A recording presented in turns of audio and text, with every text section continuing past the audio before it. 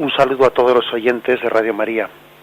Un día más, con la gracia y con el favor del Señor, nos disponemos a comentar los puntos del Catecismo de la Iglesia Católica, continuando con el punto 602 y 603. Estamos dentro del misterio de la pasión y la redención de Jesús, y el título que corresponde a estos dos puntos es el siguiente: Dios le hizo pecado por nosotros. Son dos puntos que quieren explicar pues este misterio de redención. Este título, Dios le hizo pecado por nosotros, está tomado de uno de los textos que hoy queremos comentar, 2 Corintios 5, 21. Bien, pero en primer lugar vamos a pasar a leer estos dos puntos, que son breves, y luego los comentamos. En consecuencia, San Pablo pudo formular así la fe apostólica en el designio divino de salvación. Habéis sido rescatados de la conducta necia heredada de vuestros padres, no con algo caduco, oro o plata, sino con una sangre preciosa, como de cordero sin tacha y sin mancilla, Cristo, predestinado antes de la creación del mundo y manifestado en los últimos tiempos a causa de vosotros. Los pecados de los hombres, consecuencia del pecado original, están sancionados con la muerte.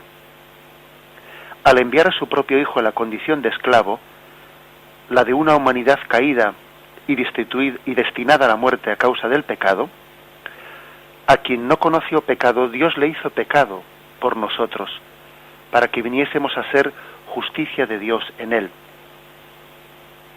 Jesús no conoció la reprobación, como si él mismo hubiese pecado, pero en el amor redentor que le unía siempre al Padre, nos asumió desde el alejamiento con relación a Dios por nuestro pecado, hasta el punto de poder decir en nuestro nombre en la cruz: Dios mío, ¿por qué me has abandonado?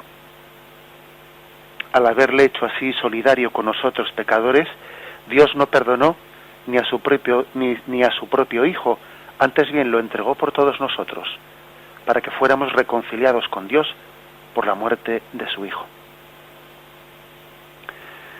Es pues un texto misterioso. ¿Qué significa esa expresión de Dios le hizo pecado por nosotros, o la expresión de Dios no perdonó ni a su propio Hijo? Bien, vamos a intentar adentrarnos en este misterio, que es un misterio que encierra sin duda alguna una gran riqueza, pidiendo la ayuda y la iluminación del Espíritu Santo. Bien, hay que hablar que la reflexión cristiana sobre estos textos ha hablado de satisfacción, es decir, de la redención hecha por Cristo en nuestro lugar. Cristo ha satisfecho por nosotros. La idea se encuentra ya en el siervo de Yahvé, que ayer comentábamos esos textos de Isaías, ¿no? Él ha sufrido por nuestros pecados, ha pagado por nosotros. Es la idea del siervo de Yahvé, inocente, que es cargado con nuestras culpas y que ofrece su vida en expiación por nuestros pecados. A esto se le ha llamado también una satisfacción o una sustitución vicaria. Él nos ha sustituido vicariamente a nosotros, nos ha representado en esa pasión. Ahora bien, es tan profundo y es tan misterioso esto, que a veces, según se ponga el acento, pues explicándolo de una manera o de otra, podemos cometer incorrecciones. Hay que explicar esto con un equilibrio grande, poniéndolo en conjunción con otros textos y otros versículos de la Biblia, para no deformar o no hacer caricaturas también de qué es esto de la satisfacción o de la muerte vicaria. Hay que tener mucho cuidado, porque, por ejemplo, el mundo protestante, el mundo luterano, creemos, los católicos, no así lo entendemos, que hicieron una explicación de estos textos, pues que verdaderamente eran excesivamente literales, tan literales que caían en ciertas incorrecciones. Lutero entendía que Dios ha cargado sobre su Hijo los pecados de todos los hombres hasta el punto de convertirle en el mayor pecador. Cristo hubo de padecer, según Lutero, los tormentos del infierno, ya que siendo a la vez justo, perfecto, era el perfecto condenado, decía él. Él estaba sufriendo los pecados del infierno en nombre de todos los hombres. Y es cierto que a ojos de Lutero también Cristo seguía siendo en el fondo inocente, ¿no? Pero es identificado verdaderamente por Dios con el pecado del mundo, hasta el punto de ser considerado por el Padre como pecador y maldito. Algo parecido también pues afirmaron otros autores de la Reforma protestante, como Calvino, que incluso llega a decir que cuando Cristo desciende a los infiernos, lo que está haciendo es asumir la experiencia del tormento de los condenados, y Jesús está liberando a los condenados, sufriendo él las penas del infierno. Bien, lógicamente por eso decíamos que es importante entender correctamente estas expresiones, porque así como Lutero, Calvino las deformaron, también nosotros podríamos cometer pues la incorrección de sacarlas de contexto, sacarlas de quicio. Bien, ¿qué significa eso de que Dios le hizo pecado por nosotros, etcétera? Vamos a intentar explicar esto con delicadeza. Hay que tener en cuenta que no es correcto, fijémonos bien en esto, no es correcto aplicar a Jesucristo literalmente esa imagen del Antiguo Testamento del macho cabrío. ¿Os acordáis que hacíamos referencia en ella en uno de nuestros programas? El día de la expiación, después que el sumo sacerdote había rociado con la sangre detrás del Santa Santorum, había rociado con sangre el propiciatorio, después de ello salía fuera y ponía las manos sobre un macho cabrío, como queriendo traspasarle los pecados de toda la humanidad. Y entonces ese macho cabrío, que era inmundo, era abandonado en el desierto, como que él cargaba los pecados. Pues bien, no es correcto aplicar esta imagen del macho cabrío a la figura de Jesucristo. Los santos padres no lo hicieron. De una manera metafórica, un tanto lejana, podríamos hacerlo, ¿no? Pero no sería correcto aplicarla literalmente. Porque aquí el macho cabrío no fue ni inmolado ni ofrecido en sacrificio como lo fue Jesús. Es más, era considerado inmundo y no podía prefigurar a Cristo, porque Cristo es la víctima inmaculada, es el sacrificio ofrecido pero inmaculado. Aquel rito del macho cabrío era una simple imagen de la eliminación de los pecados, pero ni siquiera se llegaban a transmitir los pecados a ese macho cabrío, porque continuaban siendo pecadores aquellos que habían hecho el rito. Por lo tanto, no cabe esa aplicación literal de aquella imagen del macho cabrío al que se le habían transmitido los pecados. No lo cabe, porque de lo contrario podemos llegar a interpretar la redención pues como hizo Lutero, pensando que Jesús llegó a ser el pecador en nombre de los demás pecadores. Y eso sería incorrecto. Pero de todos modos es claro que Jesús hizo una especie de sustitución por nosotros, que hizo la expiación propia de la expiación de un inocente por los culpables, como se prefigura en ese cántico del siervo de Yahvé, del siervo doliente de Yahvé de Isaías, al que ya hemos hecho referencia en este programa. La idea de la sustitución no debe de entenderse en el sentido penal, como a veces se ha hecho. ¿Qué es eso del sentido penal? Bueno, pues el sentido penal es que hay una condena, nuestro pecado merece una condena y es como si hubiese una factura que haya que pagar, ¿no? Entonces, si yo no puedo pagar esta factura, la condena revierte sobre Jesucristo. No sería correcto, no sería correcto entenderlo de esa forma. Es como si estaríamos haciendo una caricatura de la imagen de Dios, como si Él tuviese diciendo, a mí alguien me tiene que pagar esta factura, pues si no la pagas tú, que la pague el otro. Bien, sería demasiado simplificar, aunque es cierto que a veces esas imágenes pueden ser bien interpretadas con buena intención devota, pero no es lo correcto. No se puede afirmar bajo ningún título que Cristo fuese castigado, porque un castigo, para ser justo, no puede recaer sino en el culpable. O sea, que el Padre no pudo castigar a Jesucristo. El que le castigó en el sentido estricto de la palabra, pues fuimos nosotros, fue Pilato y todos aquellos que le condenaron.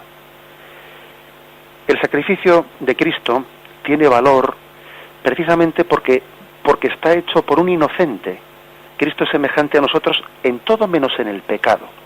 Luego fijaros bien, no cabe interpretar ese texto de que que estamos comentando hoy, Dios le hizo pecado por nosotros como si Él fuese un pecador. Cristo no es un pecador. De hecho, fijaros bien que el texto matiza y no dice, Dios le hizo pecador por nosotros. No, dice pecado, no pecador, que es distinto. Vamos a intentar explicar esto. Dios le hizo pecado. Lo que nosotros interpretamos, por lo tanto, es que Jesús cargó las consecuencias del pecado sobre él, pero siendo inocente, no haciéndose nunca el pecador. Él nunca se hizo pecador. Por lo tanto, la cólera de Dios no pudo recaer nunca sobre su Hijo. Hasta en el mismo momento más crudo de la pasión, el Padre seguía amando a su Hijo como el inocente. No estaba descargando, como a veces se ha representado, ¿no?, el mundo protestante, no estaba descargando la ira de Dios sobre Cristo porque él en ese momento era el pecador. No, eso no es una imagen correcta. En todo momento tiene lugar una relación entre Jesús y su Padre como el inocente que agrada al corazón del Padre. El Padre se conmueve por la ofrenda de su Hijo inocente que carga las consecuencias del pecado sin hacerse pecador.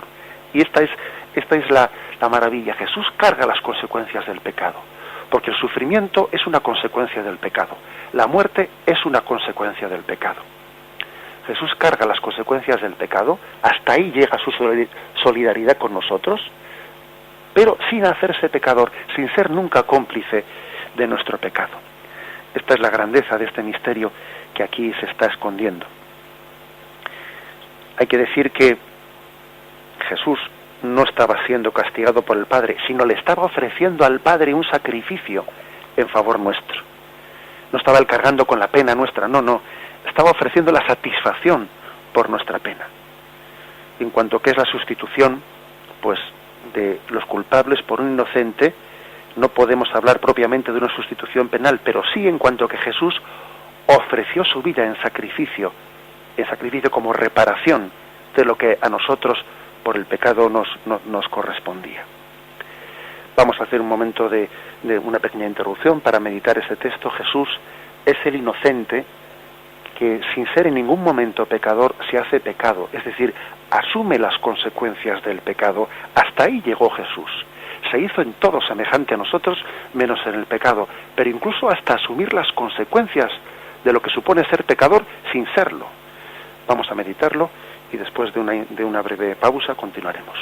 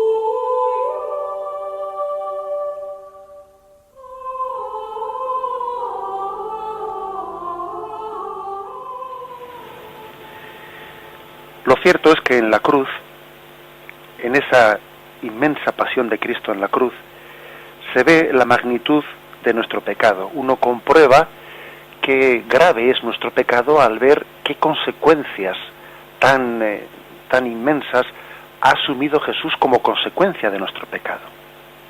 A veces uno entiende la gravedad del pecado cuando ve lo que Jesús ha hecho por su reparación. Hasta entonces no se había dado cuenta. Se trata de un misterio que también hay que matizar, como hemos hecho antes. Al explicar el momento del abandono de Cristo en la cruz, hemos de recordar que Cristo no sufre en la cruz el abandono de Dios por motivo de que Él sea pecador, en absoluto. Se trata de un sufrimiento que el Padre y el Hijo, de mutua voluntad, ¿no?, en esa voluntad redentora que los dos asumen plenamente, han querido que Jesús también tenga como reparación. Jesús en el momento de la cruz tuvo un sufrimiento íntimo, profundo, el máximo sufrimiento que podía haber tenido, mayor todavía que las propias penalidades, que las propias heridas, que el sufrimiento físico. Mayor que el sufrimiento físico fue el sufrimiento que Jesús quiso experimentar del abandono de Dios Padre. Y entendamos esto bien, el Padre en ningún momento abandona a Jesucristo. Estaban unidos en ese misterio de la unión trinitaria, y el Padre y el Hijo son una sola cosa, y no pueden dejar de serlo en ningún momento, porque es la Santísima Trinidad que está ahí unida, el Verbo está unido al Padre. Pero sí que el Padre y el Hijo, en esa voluntad común que tienen de redención, quisieron asumir el sufrimiento también de sentir, de experimentar en un momento determinado el abandono afectivo. Es decir, Jesús y el Padre quisieron llegar a sentir que mejor dicho, el Padre también no permitió que su Hijo sintiese ese sufrimiento inmenso del abandono afectivo. Entendamos bien esto, no es que Jesús hubiese sido abandonado del Padre en absoluto, no podía serlo, pero sí quiso tener esa experiencia del abandono afectivo, de no experimentar esa unión, como también el hombre a veces nos ocurre esa prueba espiritual tan fuerte, ¿no?, de sentirnos abandonados de Dios, de no sentir su presencia, de no percibir humanamente en nuestra psicología pues el gozo, el consuelo que a veces en otros momentos hemos sentido de la presencia y el consuelo de Dios, de sentir distancia, de sentir lejanía. Esa prueba quiso sentirla Jesús. No se trataba pues de una desesperación, es la confesión del dolor de la prueba que Jesús tiene en ese momento. No se trataba de ninguna blasfemia de Cristo hacia el Padre, como afirmaba Lutero, ¿no?, cuando que él decía que esa palabra de Dios mío, ¿por qué me has abandonado?, era como una blasfemia que Cristo lanzaba al Padre en nombre de todos los pecadores. En absoluto, no es eso, sino que es el máximo misterio de solidaridad con nosotros, de solidaridad en la que Cristo quiere llegar a experimentar humanamente pues lo que nosotros también ocurre, ¿no?, que es la experiencia del abandono. También esto forma parte de ese Dios le hizo pecado por nosotros, asumió la consecuencia del pecado, porque una consecuencia del pecado también es el sentirse abandonado, el sentirse solo. Bien, pero digo que eso lo hizo Cristo en solidaridad con nosotros, pero quisiera matizar que no es únicamente solidaridad, que es más que solidaridad. Creo que sería, bien, es correcto, pero insuficiente, ¿no?, hablar de que Jesucristo hizo lo que hizo en la cruz por solidaridad con los hombres. Es más, porque es cierto que en virtud de la encarnación Cristo estaba unido solidariamente con todo hombre, que se ha hecho semejante a nosotros y ha participado de nuestro destino, es verdad. Es verdad que ha tomado nuestra carne y nuestra sangre, que ha compartido incluso las debilidades propias de la naturaleza humana sin que sean pecado, es verdad. Tiene pues una solidaridad en la carne y en la muerte, es cierto. Pero la idea de solidaridad no basta, puesto que los textos escriturísticos no solo dicen que Cristo ha sufrido con nosotros, porque ser solidario sería sufrir con nosotros, compartir con nosotros, sino que dice que ha sufrido por nosotros. Y eso es más que solidaridad, eso ya es una sustitución en favor nuestro. San Pablo dice que Cristo ha cargado con las consecuencias del pecado por nosotros, no solo con nosotros. Hay una solidaridad, sí, pero una solidaridad que llega hasta la sustitución. Cristo se hace solidario con nosotros hasta el punto de hacer caer sobre sí, sustituyéndonos todo el peso de las culpas de los hombres. Esta idea estaba ya en la figura del siervo de Yahvé, como hemos dicho, lo recuerdo, ¿no? En Isaías 53, versículos 4 y 5. Y con todo, eran nuestras dolencias las que él llevaba, y nuestros dolores los que soportaba. Él ha sido herido por nuestras rebeldías, molido por nuestras culpas. La solidaridad, pues, habría exigido solamente que el siervo hubiese venido a sufrir con nuestro pueblo, con su pueblo, pero la sustitución le lleva a sufrir por el pueblo, que es más, en vez del pueblo incluso. San Pablo habla claramente de la sustitución cuando dice, ¿no? Uno solo ha muerto por todos. Uno solo ha muerto por todos. O aquella profecía que hizo Caifás, conviene que uno muera por el bien del pueblo, o Anás, mejor dicho. La sustitución muestra además nuestra incapacidad como pecadores para reconstruir la amistad con Dios, claro, es decir, uno necesita ser sustituido en vez de Cristo porque nosotros éramos incapaces de reparar lo que el daño había hecho.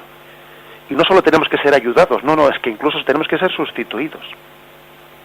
Nuestra incapacidad como pecadores pues necesitaba de esa sustitución para ofrecer una reparación digna del amor de Dios. Nosotros no podíamos ofrecer esa reparación digna. Cristo la ofrece en lugar nuestro. El Hijo de Dios ha tomado sobre sí no una parte del peso de nuestros pecados, como si se dijese, venga, tú coges esto y yo cojo el otro. No, sino ha tomado el peso entero de nuestros pecados. Todas las culpas de la humanidad entera han sido transferidas a Cristo, pero no a título de pena, como si Él estuviese cargando la reprobación de Dios, no, sino a título de reparación. Cristo repara al corazón del Padre. Cristo dice un sí, allí donde nosotros hemos dicho un no. Bien, esto no quita, no olvidemos que la redención, esta redención de Cristo, también luego requiere de nosotros subjetivamente pues una apropiación, una colaboración, por supuesto, eso ni que decir tiene. Pero la redención la realiza Cristo, no nosotros. Y nosotros tenemos que apropiarnos de ella, tenemos que colaborar con ella, tenemos que aceptarla, abrirnos plenamente con todas las consecuencias. Es lo que se llama la redención subjetiva. Objetivamente hemos sido redimidos por Cristo y ahora es necesario que nosotros aceptemos, nos abramos, tengamos esa conversión que es propia de quien acepta una redención. Pero Cristo ha sido el que nos ha redimido. Nosotros no nos hemos autorredimido, no, Él nos ha sustituido, reparando al Padre por nosotros las consecuencias que el pecado había llegado a establecer. Hay que concluir diciendo que la sustitución de Cristo no elimina nuestra cooperación, por supuesto. Precisamente Él nos dejó su sacrificio en la Eucaristía con el fin de que nosotros cooperásemos con Él en la celebración de la Eucaristía y en la transformación del mundo a imagen de esa Eucaristía que transforma todo aquello que debe ser transformado en Cristo.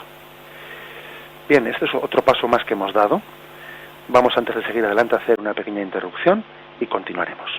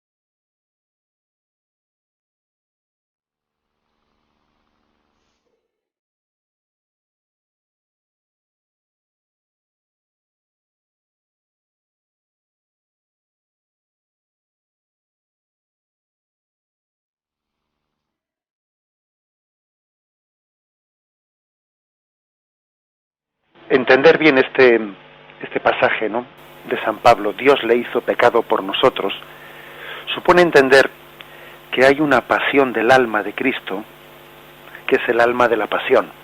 Y permitidme esta expresión un tanto retórica, ¿no?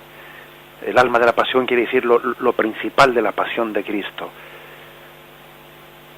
¿A qué me estoy refiriendo?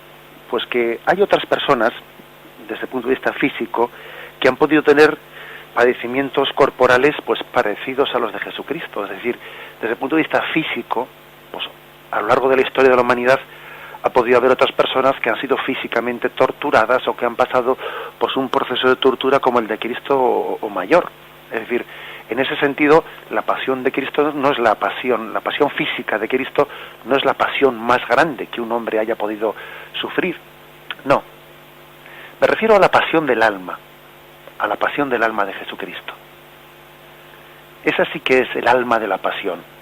Esa expresión, ¿no?, al que no conoció el pecado, Dios le hizo pecado por nosotros, para que nosotros sintamos la fuerza salvadora de Dios.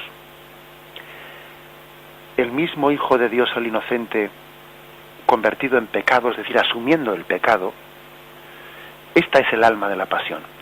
En Getsemaní Jesús ora diciendo: que pase de mí este cáliz.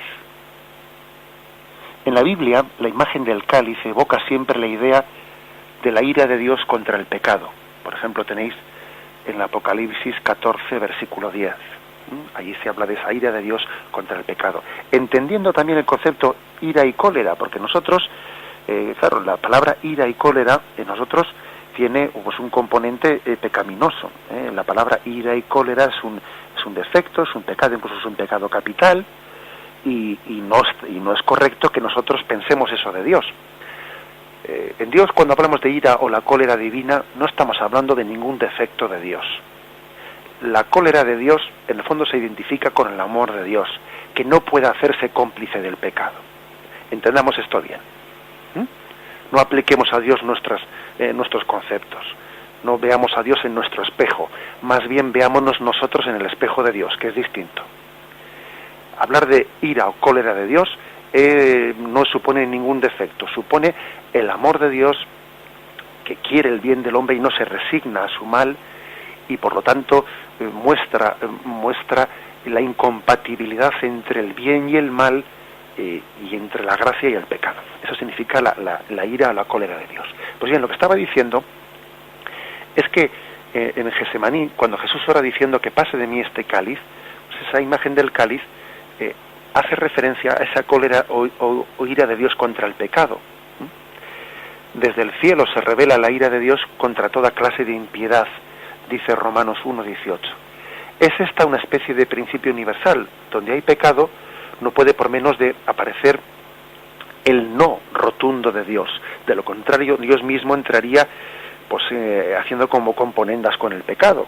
Se vendría abajo la distinción entre el bien y el mal. Es, por lo tanto, una imagen de la santidad de Dios que está pesando en ese momento sobre el pecado. Y Jesús quiere beber ese cáliz. Quiere beber el cáliz. Es decir, quiere padecer él también el sufrimiento de Dios Padre por tanto pecado. El sufrimiento que tiene el Padre porque el hijo pródigo se ha marchado de la casa. Él quiere participar del sufrimiento de Dios. Está de alguna manera bebiendo ese cáliz. En Jesús está teniendo lugar no de una manera abstracta, sino de una manera concreta, pues el peso de todos esos pecados de la humanidad. Jesús carga con todo el orgullo del hombre, con todas las rebeliones abiertas o sordas contra Dios, con toda la lujuria, con toda la hipocresía, con la violencia y la injusticia, toda la explotación de los pobres y de los débiles, toda la mentira, todo el odio, que es algo terrible. En la pasión de Cristo encuentra pleno cumplimiento aquellas palabras de Isaías que escuchábamos pues Él fue triturado por nuestros crímenes, sobre Él descargó el castigo que nos sana.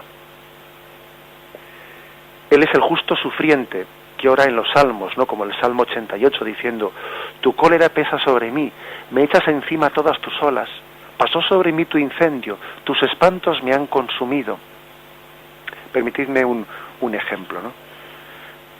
¿Qué ocurriría si todo el universo físico, con sus miles y millones de galaxias, se apoyase en un solo punto, ¿no? Como una inmensa pirámide invertida? ¿Qué presión no tendría que soportar ese punto, esa punta de la pirámide, encima de la cual está todo el peso de los universos, el peso de todas las galaxias, ¿no?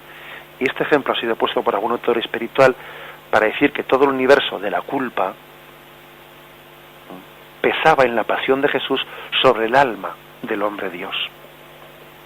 Él cargó sobre él, todos nuestros crímenes. Él es el Cordero de Dios que carga con el pecado del mundo. La verdadera cruz que Jesús cargó sobre sus hombros, que llevó hasta el Calvario, fue nuestro pecado. Por eso digo que el alma de la pasión de Cristo es la pasión de su alma, más que la pasión de su cuerpo. Esa es el alma de la pasión.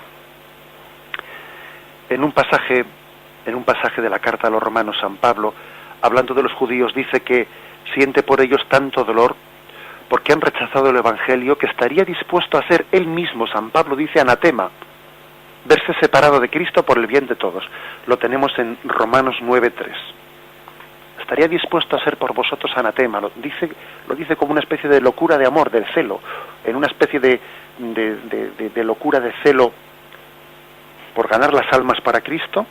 Dice que estaría dispuesto a verse separado de Cristo por el bien de esas almas. Lógicamente, pues sabemos que es una expresión pues un tanto retórica, que no hay tal cosa.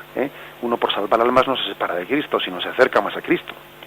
Pero lo que el apóstol percibía como una suprema privación, aunque sin padecerla, de hecho, Jesús pues la vive en la cruz. Y él también se convierte como si fuese anatema, es decir, como viéndose separado de Dios. Él se hace maldito, según dice Gálatas 3:13. Cristo nos rescató de la maldición haciéndose por nosotros maldito, porque dice la Escritura, maldito el que cuelga de un árbol. Es como si fuese anatema, es como si él hubiese querido sufrir ese desgarro de cargar sobre nosotros la consecuencia a la que nuestro pecado nos estaba llevando. Entendamos este misterio. Vamos a hacer un momento de silencio antes de continuar.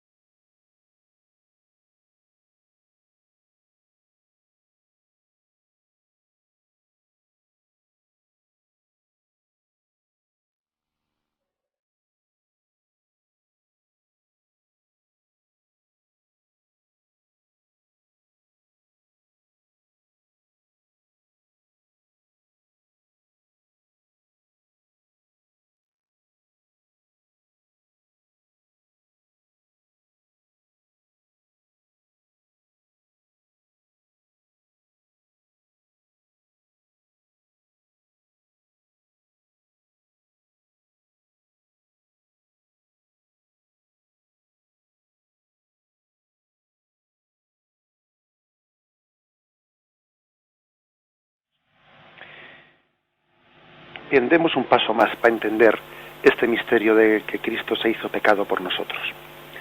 Vamos a servirnos ahora para entenderlo un poco más, de la experiencia del silencio y lo que supone para nosotros.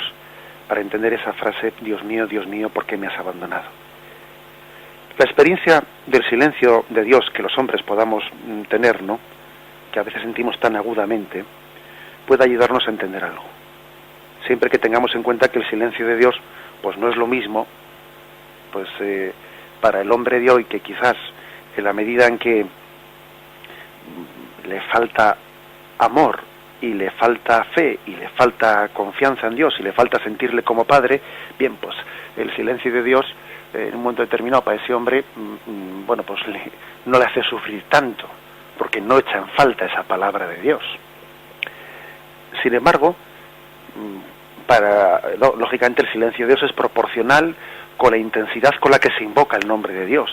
Cuanto mayor fe y cuanto mayor intensidad se tiene en ese invocar el nombre de Dios, el silencio es más dramático. Es más dramático. ¿En quién sería, por lo tanto, más dramático el silencio de Dios sino en Cristo?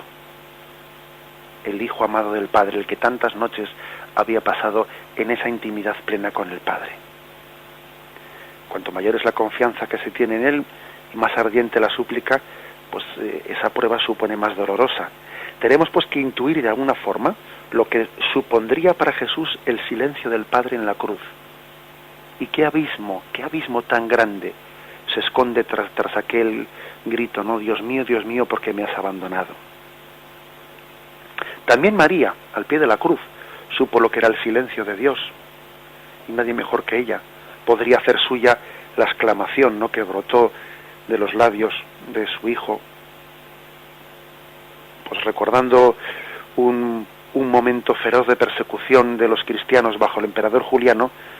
Hubo un momento en el que uno de los santos padres, al ver las iglesias profanadas, las vírgenes violadas, aquellas vírgenes consagradas a Dios, llegó a formular esta expresión: qué duro fue, Dios mío, soportar aquel día tu silencio. Y bien, ese silencio, ese anonadamiento, suponía la cumbre de la asunción por parte de Cristo, de haber asumido Él las consecuencias del pecado. Es evidente que nunca estuvo el Padre del Cielo tan cerca de su Hijo como en aquel momento, cuando estaba realizando su obediencia suprema. Pero en cuanto hombre, había habido un momento en el que Jesús no percibió esa cercanía, se sintió abandonado, y era el momento máximo del abajamiento. Algún santo padre de la Iglesia dice que este abajamiento es mayor que el abajamiento de la encarnación. Si hubiese que decir que es más el que el Hijo se encarnase y se hiciese hombre y tomase la condición humana, o que siendo ya hombre experimentase este silencio de Dios Padre. Y responde algún santo padre: esta segunda prueba de abajamiento, de humillación, es todavía superior a la primera. Él se hizo pecado por nosotros. Todo ello era necesario para que quedase destruida nuestra condición de pecadores, tal y como dice Romanos 6:6. Y para que a cambio de esa maldición recibiésemos por la fe el Espíritu prometido, dice Gálatas 3:14. Los padres de la Iglesia han aplicado a Cristo crucificado la figura bíblica de las aguas amargas de Mara, que se convirtieron en aguas dulces al contacto con la planta que echó Moisés en ella. Lo tenéis en Éxodo 15, versículo 23 y siguientes. Bien, esta imagen de las aguas amargas transformadas en las aguas dulces, ¿no?, por Moisés, pues la tradición de la Iglesia las ha visto reflejadas pues en lo que hace el madero de la cruz. El madero de la cruz, Jesús bebió las aguas amargas del pecado y las convirtió en agua dulce de su espíritu, de lo cual es símbolo el agua que salió de su costado. Bebió el cáliz amargo y Él se convirtió en un vaso de agua viva para nosotros. Transformó el inmenso no de los hombres en un sí, en un amén a la voluntad del Padre, todavía más inmenso, de manera que ahora por Él podemos responder amén a Dios para gloria suya. Gracias a su sí, gracias a su amén, gracias a su hágase tu voluntad, nosotros también podemos decirlo con Él. Este es el gran misterio de nuestra religión, de nuestra fe, y consiste en el hecho de que incluso en una situación tan extrema, Jesús mantuvo su confianza en Dios y su amorosa sumisión al Padre. En sus labios nunca se apagó el grito filial, Abba, Padre. Al llevar a cabo este misterio, Jesús tuvo junto a sí a su madre, a la que nos dirigimos nosotros emocionados en nuestro pensamiento, ¿no?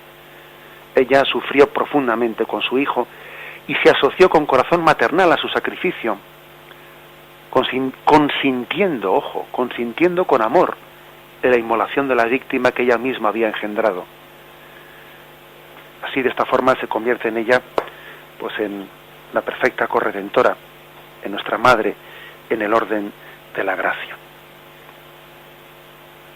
Bien, vamos a dejar aquí esta reflexión de estos dos puntos del catecismo que hemos desarrollado en el día de hoy, el punto 602 y 603.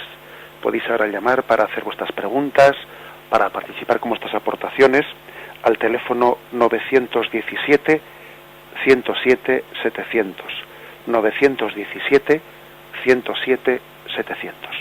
Ponemos un poco de música.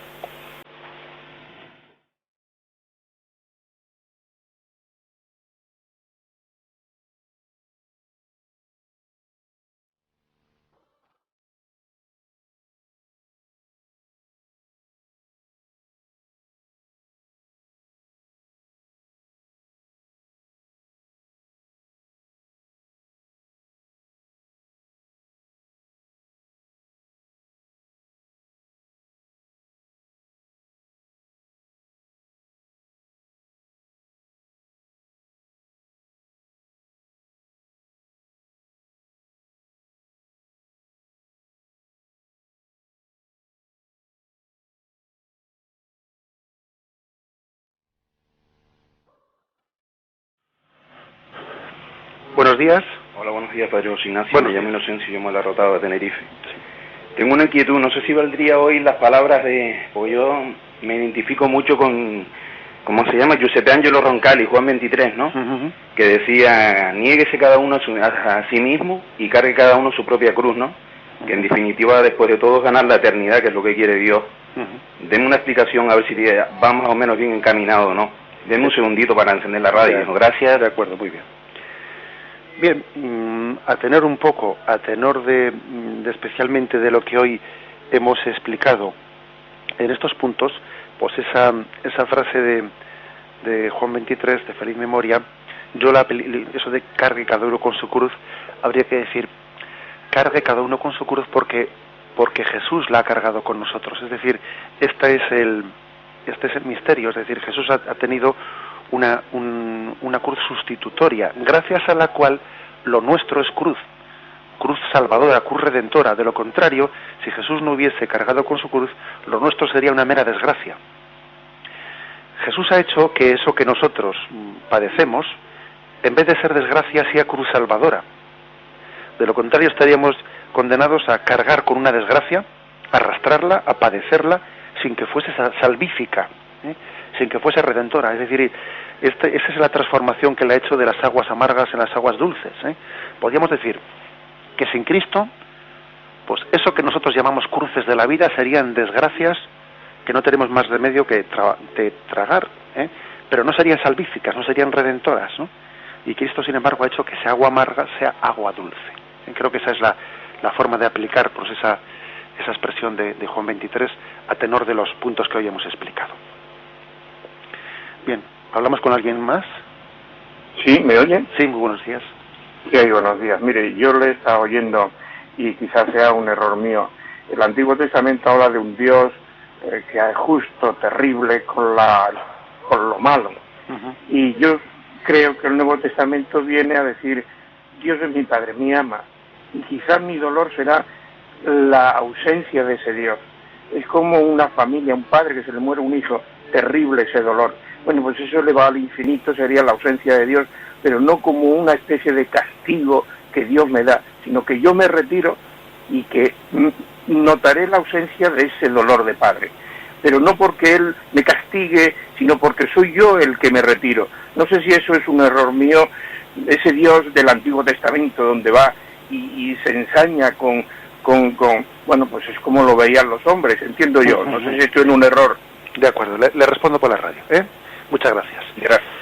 Bien, quizás tenga algo de simplificación excesiva. Cuando a veces se dice que el Dios del Antiguo Testamento era un Dios pues justiciero, terrible, que no era un Dios misericordioso, eso es una excesiva simplificación. Es cierto que la imagen de Dios revelada por Cristo en el Nuevo Testamento pues todavía revela con mucha mayor intensidad el corazón misericordioso del Padre. Bien, pero no sería correcto que hagamos esa simplificación. A veces también, pues quizás los predicadores, pues queriendo destacar mucho la imagen de Yahvé, de ese Padre papaíto que Jesús nos revela en el Nuevo Testamento, igual por destacar esto podemos, pues igual de ser un tanto injustos, porque hay que decir que el Antiguo Testamento habla que Dios ama al hombre con entrañas maternas, ¿no?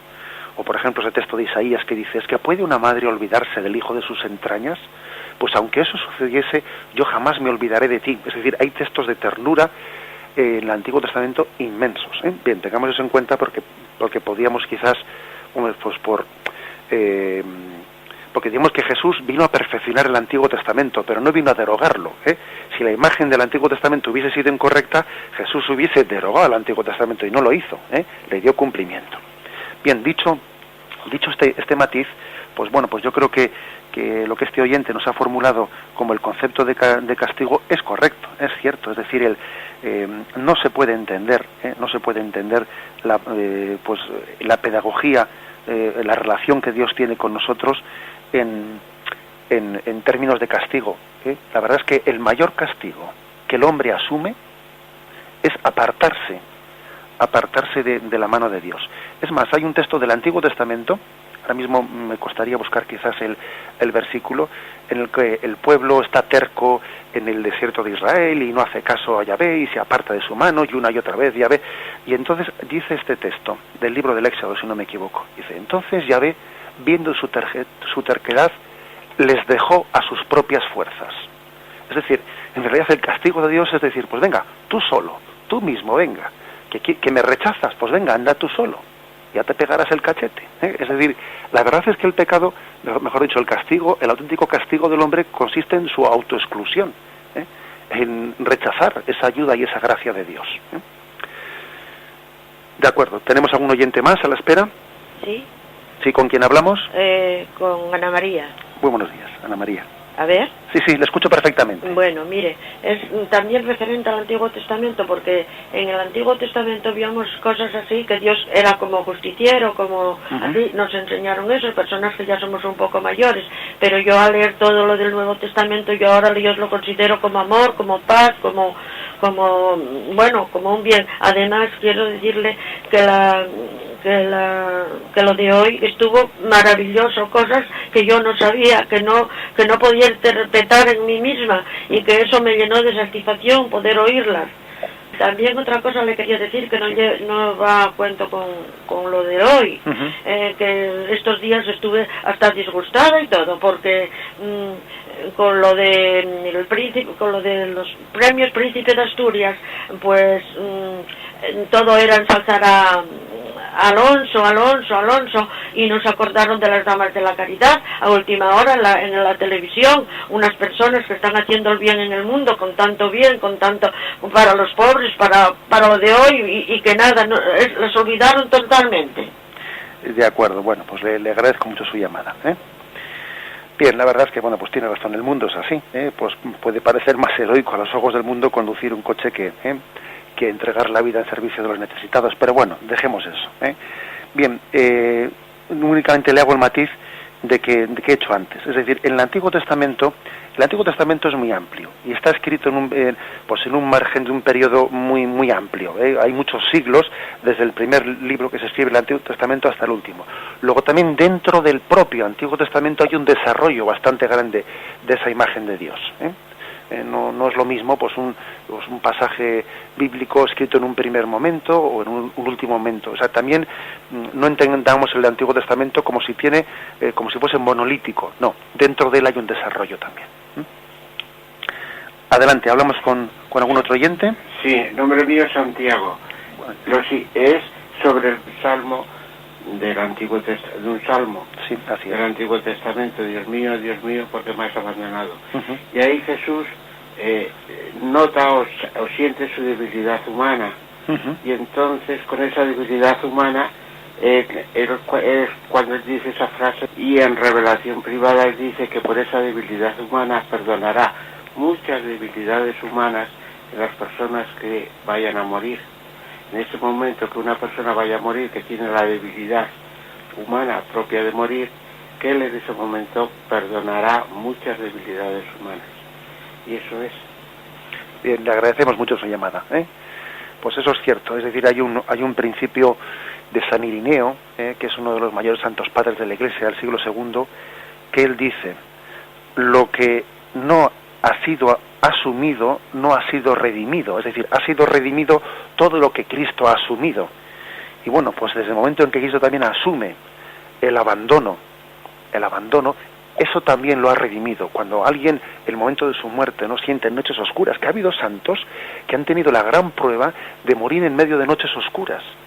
Estoy pensando, por ejemplo, en la Madre Maravillas de Jesús, en otros santos que en los momentos los momentos antes de su muerte sintieron también pruebas de abandono, de soledad.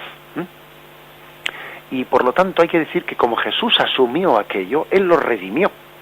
Y por lo tanto eso supone pues una prueba que traspasado a nosotros nos alcanza momentos de redención muy grandes por parte de Jesús, como este oyente nos ha dicho. Adelante, tenemos a un oyente más.